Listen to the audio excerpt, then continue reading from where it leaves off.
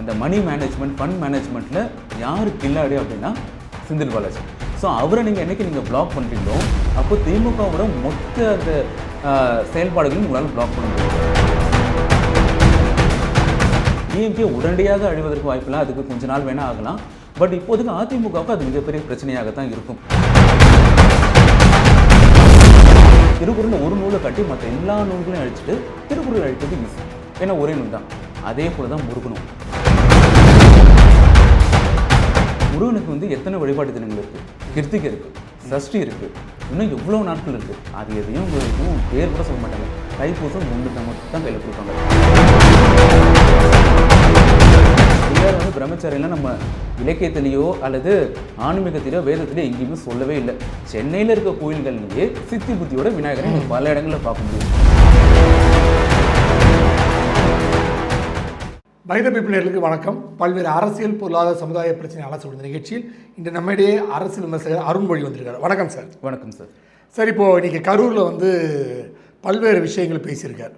முக்கியமாக பார்த்தீங்கன்னா அந்த 733 கோடி, அதாவது தங்க மோதிர திட்டத்தினை அறிவிச்சிருக்கோம் அப்படின்னு சொல்லியிருக்காரு. அதனால் மகளிரெல்லாம் குழந்தைகள் எல்லாம் மகிழ்ச்சியாக இருக்காங்க, குடும்பமெல்லாம் மகிழ்ச்சியாக இருக்குது, எல்லாருமே இது மாதிரி ஒரு தங்க மோதிரம் மாமன் சீராக வருது அப்படின்னு மகிழ்ச்சியாக இருக்குன்னு ஒரு விஷயத்த சொல்லியிருக்காரு. நீங்கள் எப்படி பார்க்குறீங்க? அவங்க ஒரு அரசியல் பிரச்சாரத்துக்கு அவங்க வரும்போது ஒரு வாக்குறுதியாக கொடுத்துருக்காங்க, அது நிறைவேற்றுறான்றது சந்தோஷம்தான். ஆனால் இதில் முக்கியமாக நம்ம கவனிக்க வேண்டியது என்னென்னா, இந்த மாமன் சீரை எத்தனை பேருக்கு வரும், இதனால் பயனாளிகள் எத்தனை பேர் இருப்பாங்க, அந்த நேரத்தில் இந்த 5 வருஷத்துக்குள்ளே யார் யார் வீட்டில் குழந்தை பிறகுதோ அதுலேயும் தகுதி வாய்ந்தவர்கள் இருப்பாங்க. ஸோ நம்பர் ஆஃப் அரசு மருத்துவமனையில் பிறக்க வேண்டியவங்க அப்படின்னு சொல்லியிருக்காங்க. அதெல்லாம் சொல்லும்போது உங்களுக்கு நம்பர் ஆஃப் பீப்புள் கம்மியாயிடுறாங்க. ஸோ இன்னும் கொஞ்சம் பேருக்கு தான் இது கொடுக்க போகிறாங்க. அண்டு இதுக்கே காசு அதிகமாக செலவாகும், அதுக்கான ஃபண்ட்ஸ் எங்கேருந்து வரப்போகுது அதெல்லாம் அடுத்த கேள்வி. பட் இதனால் பயனாளிகள்ன்றது ரொம்ப கொஞ்சம் பேர். ஜனங்க எதிர்பார்க்குறது என்ன அப்படின்னா அந்த மகளிர் உரிமை தொகை. ஏன்னா அதுதான் ஜனங்க ரொம்ப நாளாக கேட்டே இருக்காங்க. போன முறை திமுக ஆட்சியில் அதை கொடுக்கும்போது நிறைய பேருக்கு அது கொடுக்கலன்ற கம்ப்ளைண்ட் இருக்குது. ஸோ இவர் வந்தோன்னு கொடுப்பாரு அப்படின்னு ஒரு எதிர்பார்ப்பும் ஜனங்கிட்ட இருந்தது. பட் இன்னும் அதை பற்றி எந்த ஒரு பேச்சுமே இல்லை. ஸோ அதை பற்றி அவர் ஏதாவது ஒரு விஷயம் சொல்லியிருந்தார் அப்படின்னா ஜனங்க இன்னும் சந்தோஷப்பட்டிருப்பாங்க. அதுதான் பல பேரை திருப்திப்படுத்தக்கூடிய ஒரு விஷயமாக இருந்திருக்கும். ஆனால் அதை பற்றி அவர் எதுவுமே சொல்லவே இல்லை. இல்லை சார், பலரும் என்ன சொல்கிறாங்க, இந்த ஆட்சி வரையும் தரமாட்டாங்க. அவர் ஒரு மாதிரி சொல்லி இது மாதிரி பெண்கள் குழந்தைகள் வீட்டில் இருக்கிற சின்ன சின்ன பசங்களை ஒரு அனௌன்ஸ்மெண்ட் மாதிரி பண்ணி கவர்மெண்ட்டில் ஒரு பணம் இல்லை, உங்கள் அம்மாட்ட சொல்லுங்கள், நீங்கள் கொண்டு போய் சொன்னால் உங்கள் அம்மாவுக்கு புரியும், நம்ம பணம் தர முடியாது, அடுத்த வாட்டி வரும்போது ட்ரை பண்ணலான்ற மாதிரி ஒரு மாதிரி சொல்லி இந்த 2500 ரூபா வராமல் வர்றதுக்கு என்னெல்லாம் வழி அப்படின்னு தான் யோசிச்சுனது கவர்மெண்ட்டு சொல்கிறாங்களே. இது சொல்லலாம். பட் எல்லாமே ஒரு வாட்டி ஒரு மேஜிக்ன்றது ஒரு வாட்டி தான் நடக்கும். இப்போ பசங்க சொன்னாங்கன்றதை கேட்டு பெரியவங்க பண்ணது ஒரு வாட்டி நடக்கும், அதுவே ஒவ்வொரு வாட்டி நடக்காது. இப்போ என்ன தான் பசங்க போய்ட்டு சொன்னாலும் வீட்டில் என்ன சொன்னாங்க, நீ போன வாட்டி சொன்ன, நான் போட்டேன், இந்த வாட்டி நடக்கவே இல்லை. ஸோ இப்போ இது நீ பாரு, இது புரிஞ்சுக்கோ, இதுதான் அரசுன்னு சொல்லிட்டு அவங்க இவங்களுக்கு பாடம் எடுக்க ஆரம்பிச்சிருவாங்க. ஸோ இது எந்த அளவுக்கு சக்ஸஸ்ஃபுல்லாக போகும், இவங்க சொல்கிறதுனால நம்பிடுவாங்களான்றது தெரியல. அண்ட் ஜனங்கிட்ட பொதுவாக என்ன பார்வை இருக்குன்னா, எல்லா அரசியல் கட்சியும் ஒரே மாதிரி தான்ப்பா, 5 வருஷம் முடிகிற நேரத்தில் அந்த கிட்டக்க வச்சு ஒரு 3 வருஷம் 4 வருஷம் கழிச்சு கொடுப்பாங்க, அதுக்கப்புறமா ஓட் கேட்கும்போது நான் அதை கொடுத்துட்டேன்னு சொல்லி கேட்பாங்க, இப்போலாம் கொடுக்க மாட்டாங்க அப்படின்ட்டு அந்த சாதாரண ஜனங்க பேச ஆரம்பிச்சிட்டாங்க. ஸோ இது ஒரு மிகப்பெரிய ஒரு பின்னடைவாக தான் இருக்குது. முக்கியமாக என்னென்னா வெஸ்ட் பெங்காலில் இது கொடுத்துட்டாங்க. அவங்க ஆட்சிக்கு ஒரு மாதத்துக்குள்ளவே அதை அனௌன்ஸ் பண்ணி கொடுத்துட்டாங்க. ஆனால் தமிழ்நாட்டில் ஏன் கொடுக்கல? வெஸ்ட் பெங்காலோட நிதி நிலைமைன்றது இதோட மோசமாக இருக்குது. அவங்களுக்கு ஜிடிபிலாம் கூட ரொம்ப கம்மி தான். அப்படி இருக்கும்போதும் கூட வெஸ்ட் பெங்காலில் கொடுத்துருக்காங்க, அதே நேரத்தில் தமிழ்நாட்டில் ஏன் கொடுக்கல அப்படின்ற ஒரு கேள்வி இங்கே இருக்குது. ஸோ இது மக்கள் மத்தியில் கண்டிப்பாக ஒரு எதிர்ப்பலையை தான் உருவாக்கும். அதுவும் ஸ்லோவாக, அது ஒரு சைலண்ட்டாக ஸ்லோவாக மக்கள் மத்தியில் இருக்கும். அது வெளியே வரும்போது வரும், பெருசாக பேச மாட்டாங்க. ஏன்னா யாரும் எனக்கு காசு கொடுக்கலையேன்னு சொல்லிட்டு கேட்கறதுக்கு ஜனங்களுக்கு ஒரு அவமானமாக தான் இன்னமும் நினைக்கிறாங்க. அப்படிப்பட்ட ஜனங்க தான் இருக்காங்க. பட் அவங்களுக்குள்ள கண்டிப்பாக அந்த எண்ணம் இருக்கும், வரலன்ற எண்ணம் இருக்கும். சார், இன்னொரு விஷயம் பார்த்தீங்கன்னா, இப்போது கரூர் மீட்டிங்லேயே சொல்லியிருக்காரு, அவர் சிஎம் சொல்லியிருக்காரு, இது மாதிரி பல பேர் என்னை பார்த்து ஓடுறாங்க. பார்த்தீங்கன்னா செந்தில் பாலாஜி ஓடு ஓடு ஓடு ஓடு வேட்டக்காரன் வர்றாண்டா அப்படின்னு சொல்லி ஓடினே இருக்காரு அவர். ஸோ அவருக்கு எல்லாம் பயம், இவர் ஏவா வேலை போய் சிங்கப்பூரில் படுத்துட்டாரு, ஸோ எல்லாருமே என்னை பார்த்து பயப்படுறாங்கன்ற மாதிரி ஒரு சொல்கிறாரு. பட் செந்தில் பாலாஜி கூட ஏன் தேவையே இல்லாமல் தலைமறைவானார், ஏன்னா அவருக்கு இதுக்கு சம்மந்தம் இல்லைன்னா ஏன் தலைமறைவானார், எதுக்கு முன்ஜாமீன் வாங்கினாங்க, இது மாதிரி குற்றச்சாட்டுலாம் பல்வேறு விஷயங்கள் வைக்கப்பட்டது. இது ஏன் செந்தில் பாலாஜிக்கு இதுக்கு அவருக்கு சம்மந்தம் இல்லாமல் இருக்கும் போது ஏன் முன்ஜாமீன் வாங்கணும், எதுக்கு தலைமறை ஆகணும்லாம் சொல்கிறாங்க. எப்படி பார்க்குறீங்க சார்? இதுக்கு அவருக்கு சம்மந்தமே இல்லைன்னு சொல்லிட்டு யாருமே சொல்ல முடியாது. ஏன்னா வந்து ஒரு அரசியல் கட்சி அவர் ஆட்சியில் இருக்க இல்லை, அதுவும் ஆட்சியில் இருக்கவர் வந்து அவர் இது பண்ணியிருக்காரு அப்படின்னா அப்போ வந்து கண்டிப்பாக சம்மந்தம் இருக்கும். சம்மந்தமே இல்லாமல் ஒருத்தர் மேலே வந்து அபாண்டமாக ஒரு புகார் சொல்லிட்டாங்கன்னு வச்சுக்கோங்களேன், நாளைக்கு அதை ப்ரூவ் பண்ண முடியல, அது வந்து பேக் ஃபயர் ஆகிடும். ஸோ கண்டிப்பாக அவருக்குள்ள சம்மந்தம் இருப்பதற்கான வாய்ப்புகள் அதிகமாக இருக்குது. ஏன்னா அதான் அரசாங்கத்தோட இதுவாக இருக்குது. ஆனால் என்ன இப்போ செந்தில் பாலாஜி வெர்சஸ் விஜய்னு வரும்போது என்ன ஆகுதுன்னா, இது ஓவரால் எனக்கு தமிழ்நாடு பாலிடிக்ஸ் வந்து it is TVK versus DMK. மற்ற கட்சிகள் எதுவுமே இங்கே இல்லை, ஏடிஎம்கேலாம் ஒன்றுமே கிடையாது, பிஜேபியும் சைலண்டாக இருக்காங்க, யாருமே இல்லை, நாங்கள் 2 பேருக்குள்ளே மட்டும்தான் இங்கே போட்டி அப்படின்னு நரேட்டிவை செட் பண்ணிட்டே போகிறாரு. ஸோ அதற்கான ஒரு விஷயமாக தான் நான் பார்க்குறேன். அண்ட் செந்தில் பாலாஜி கேஸை பொறுத்த வரைக்கும் இவங்க அரெஸ்ட் பண்ணியிருக்காங்க ஒரு 8 பேரை. இந்த மாதிரி வந்து இவங்க வந்து பிரைப் பண்ணியிருக்காங்க. இந்த சட்டசபையில் வந்து சபாநாயகர் தேர்தலில் வந்து வாக்களிக்கிறதுக்காக 35 கோடி வந்து பேரம் பேசியிருக்காங்க அப்படின்றது தான் அவரோட கம்ப்ளைண்ட். ஸோ அதில் 8 பேரை வந்து அரெஸ்ட் பண்ணிவிட்டு அந்த விசாரணை அடிப்படையில் வந்து செந்தில் பாலாஜி மேலே இவங்க கேஸ் போகிறாங்க. எஃப்ஐஆரில் அவர் பேர் இல்லை, பட் விசாரணைக்கு அப்புறமா தான் அவரோட பேரே வந்திருக்கு. அப்படி இருக்கும்போது கண்டிப்பாக அதில் வந்து ஏதாவது கொஞ்சமாவது உண்மை இருக்கணும். முழுக்க அது வந்து உண்மையே இல்லாத விஷயம் அப்படின்னு சொல்லிட்டு கண்டிப்பாக நம்ம யாரும் சொல்லவே முடியாது, ஃபர்ஸ்ட் திங். அண்ட் இந்த கேஸ்லேயுமே கூட பார்த்தீங்கன்னா எவ்வளோ வேகம் நடக்குது பாருங்கள். இந்த கேஸை ஃபைல் பண்ணி ஒரு 10 நாளைக்குள்ளவே வந்து அடுத்த இவங்க வந்து பெயில் மூவ் பண்ணுறாங்க, பெயில் கிடச்சிருக்கு, இவங்க வந்து அடுத்தடுத்த ஸ்டெப் எடுத்துகிட்டே போகிறாங்க. எல்லாமே ரொம்ப வேகமாக நடந்துகிட்டே போகுது. ஸோ இவ்வளோ வேகமாக எந்த ஒரு அரசியல்வாதிக்கு எதிராகவும் வந்து யாரும் கேஸ் எடுத்ததில்லை, இவ்வளோ வேகமாக போகுது. அண்ட் ரொம்ப முக்கியமாக செந்தில் பாலாஜி அவர் தான் வந்து இந்த ஃபண்ட்ஸ் எல்லாத்தையும் வந்து கொண்டு வரவர். அந்த மணி மேனேஜ்மெண்ட், ஃபண்ட் மேனேஜ்மெண்ட்டில் யாருக்கு கில்லாடி அப்படின்னா செந்தில் பாலாஜி. ஸோ அவரை நீங்கள் என்றைக்கு நீங்கள் பிளாக் பண்ணுறீங்களோ அப்போ திமுகவோட மொத்த அந்த செயல்பாடுகளையும் உங்களால் பிளாக் பண்ண முடியும். ஸோ அது ஒரு முக்கியமான விஷயமாக இருக்குது. ஸோ செந்தில் பாலாஜியை உடனடியாக அது வந்து வெளில வர முடியுமா அவரால் அப்படின்னா அது மிகப்பெரிய சந்தேகம். அவருக்கு இருக்கிறது ஒரே ஒரு வாய்ப்பு தான். போன வாட்டி ஊழல் குற்றச்சாட்டுகள் நிறைய இருந்துச்சு அதிமுகவில் இருக்கும்போது. டிஎம்கே வாஷிங் மிஷினில் வந்தார், க்ளீனாக வந்துட்டார். இப்போ வந்து அடுத்தது டிவிகே வாஷிங் மிஷினில் உள்ள நுழைஞ்சிட்டு அந்த கட்சியிலே உறுப்பினர் ஆகிட்டாருன்னு வச்சுக்கோங்களேன், அவரும் ஒரு தூய சக்தியாக வெளியே வந்துடுவார். இல்லை சார், இப்போ ஏற்கனவே அந்த குற்றச்சாட்டு இருக்குது தேவைக்கா மேலே. வந்து 2 விஜயபாஸ்கர் மேலே 2 விஜயபாஸ்கர் மேலேயும் அந்த குற்றச்சாட்டு இருக்குது. இவர் வந்து தூய சக்தியாக இவங்க வந்தோடனே சேர்ந்துடுறாங்க அப்படின்ட்டு. பட் இப்போ ஏற்கனவே வந்து அனிதா ராதாகிருஷ்ணன் சொல்கிறாரு, இது மாதிரி பணத்தை கொடுத்து எங்களை மிரட்டுறாங்க வந்து சேர சொல்லிட்டாரு. சும்மா உதயநிதி ஸ்டாலின் ஒன்றும் சொல்கிறாரு, பணத்தை கொடுத்து மிரட்டி திமுக வாங்க சொல்கிறாங்க, பட் அவங்க எங்களுக்கெல்லாம் தளபதி தான் முக்கியம் அப்படின்ட்டு உட்காந்துருக்காங்க அப்படின்ட்டு.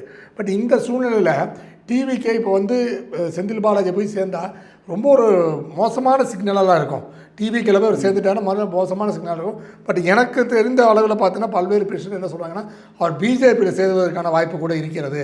அது டெல்லியில் போயிட்டு பேச்சுவார்த்தை நடத்தினார், நல்லா சொல்லப்படுது. ஸோ அவர் பிஜேபியில் இன்னும் சேஃபர் சைடாக இருக்குன்றாங்க. எப்படி பார்க்குறீங்க? சேஃபர் சைடு வந்து என்ன பொறுத்தவரைக்கும் டிவிக்கே தான். ஏன்னா டிவிக்கில் போய் சேர்ந்தால் கூட நீங்கள் சொல்கிறப்பல இந்த மாதிரி விமர்சனங்கள்லாம் என்ன வந்தாலும் விஜய் வந்து ஒரே ஒரு ரீல் போட்டார்னா போதும், எல்லாம் முடிஞ்சிடும்.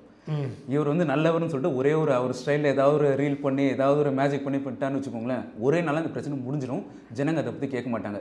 ஆனால் பிஜேபியில் போய் சேர்ந்தார் அப்படின்னா தொடர்ந்து மீடியாக்கள் இதை பற்றியே பேசிட்டே இருப்பாங்க. ஸோ அது வந்து செந்தில் பாலாஜிக்கும் அது பிரச்சனை தான், அவரால் அந்த கேஸ் வந்து வெளில வர முடியாது. பிஜேபிக்கும் அது பிரச்சனை தான். ஆனால் பிஜேபி கொஞ்சம் கொள்கையை அந்த ரீதியாகவே போகிற கட்சி. அவங்க வந்து இவரை இவ்வளோ நாள் எதிர்த்துட்டு ஒரே நாளில் அவர் வந்து உள்ளே சேர்த்துப்பாங்களான்னா அதுக்கு வாய்ப்புகள் இல்லை. ஸோ அவர் டிவி கேட்க போகிறதுக்கு வேணால் வாய்ப்புகள் இருக்குது, அதுவும் இதுவும் சொல்கிறதுக்கு இல்லை. அண்ட் இன்னொரு விஷயம், அனிதா ராதாகிருஷ்ணன் வந்து டிவிக்கு எங்களை மிரட்டுறாங்க அப்படின்லாம் சொல்லியிருக்காங்க.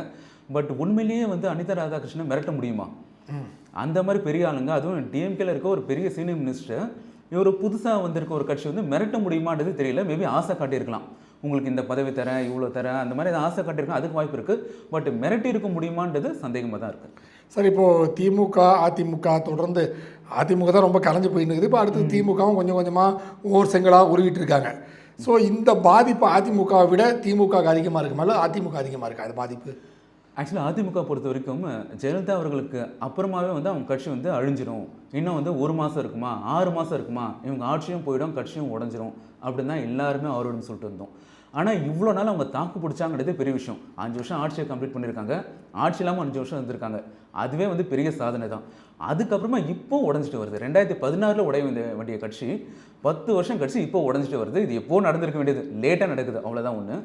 அண்டு டிஎம்கேக்குனால பாதிப்பு இருக்குமானா, டிஎம்கேக்கு வந்து அவங்களுக்கு வந்து அடுத்தடுத்த தலைவர்கள் இருக்காங்க, அடுத்தடுத்த வாரிசுகள் இருக்குது.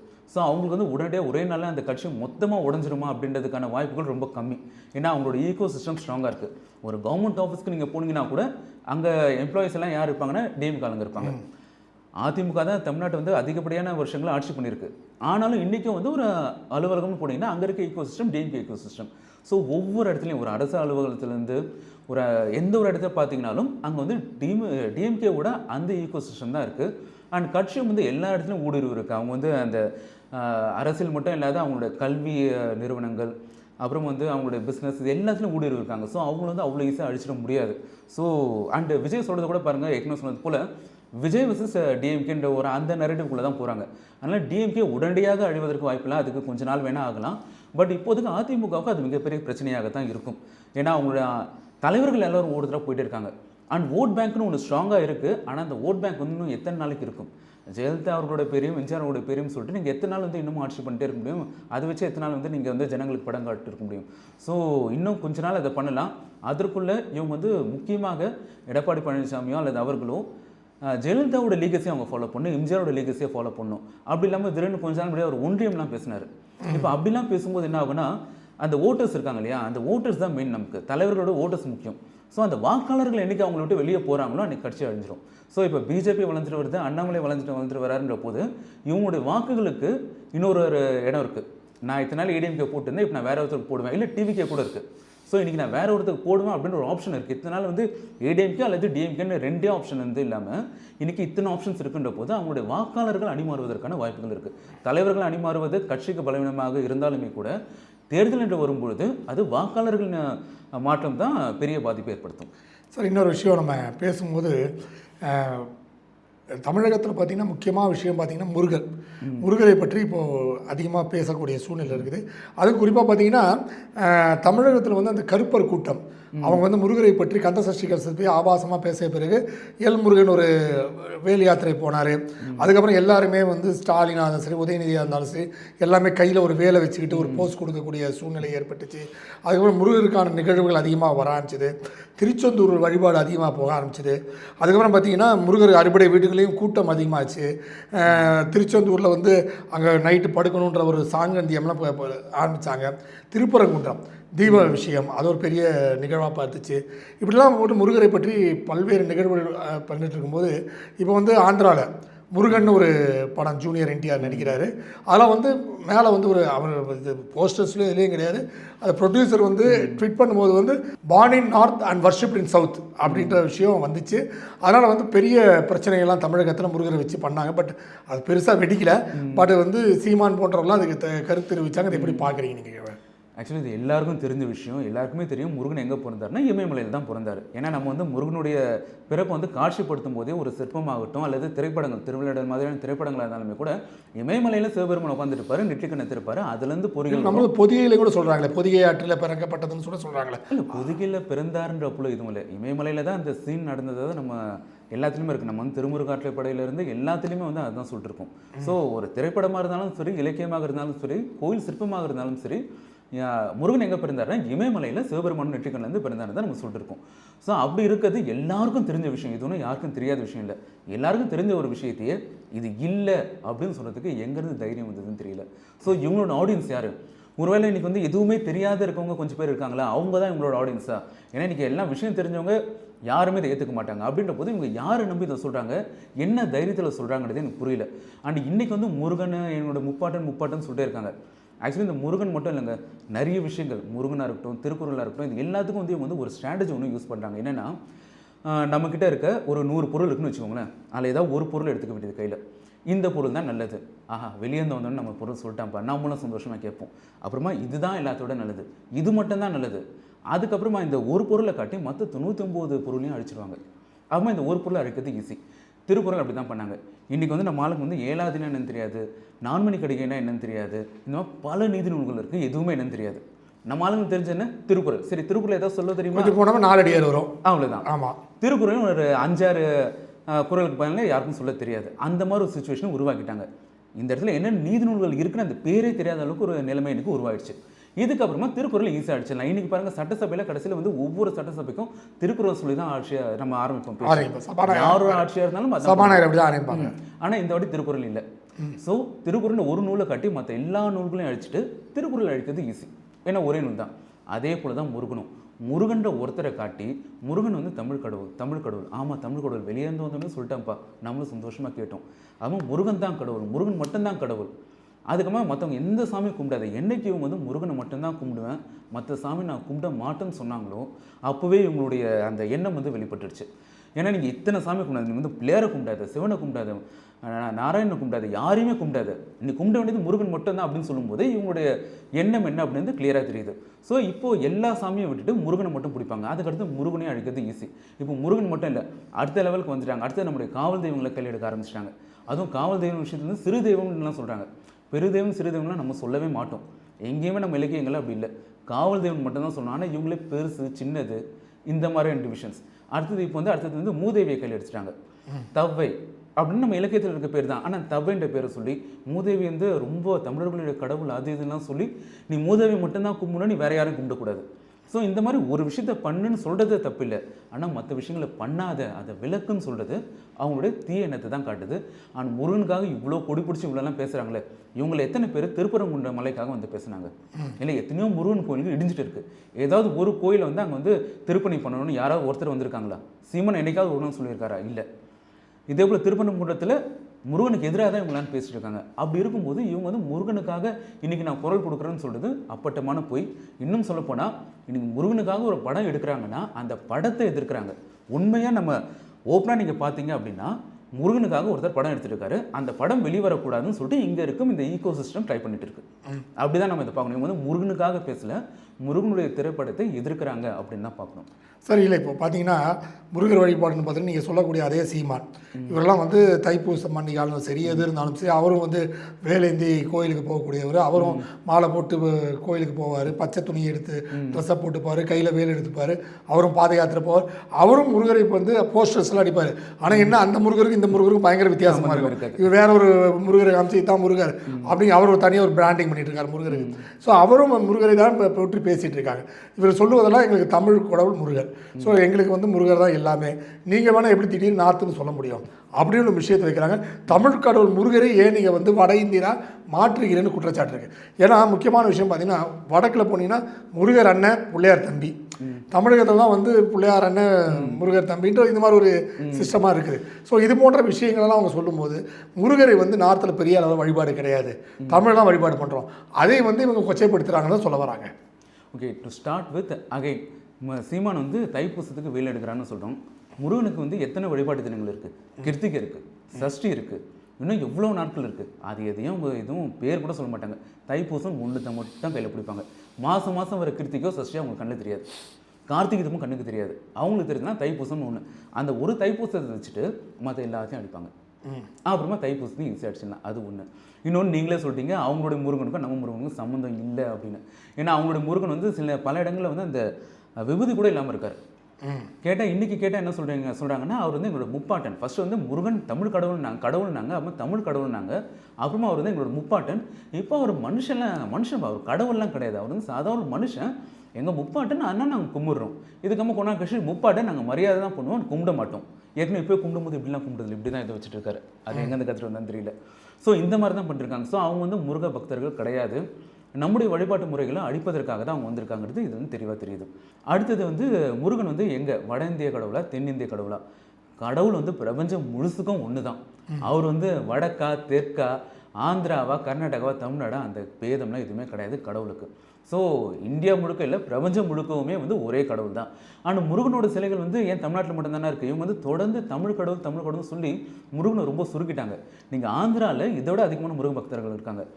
காசியில் வந்து முருகனுக்கான இது இருக்குது. ஆனால் என்ன முருகன்ற பேரை நம்ம சொல்கிறது இல்லை. அங்கே வந்து அவங்க சொல்கிற சுப்பிரமணியன் சொல்கிறாங்க, கார்த்திக் சாமின்னு சொல்கிறாங்க, கார்த்திகேயன்னு சொல்கிறாங்க, அந்த சாமி அந்த பேர்கள் தான் சொல்லியிருக்காங்க. இன்றைக்கி வந்து நம்ம இந்தியா முழுக்குமே அந்த விஷயங்கள் இருக்குது. இப்போ நீங்கள் வந்து ஸ்ரீரங்கம் போனீங்கன்னா ரங்காரங்கான்ற பேர் தான் அதிகமாக இருக்கும்.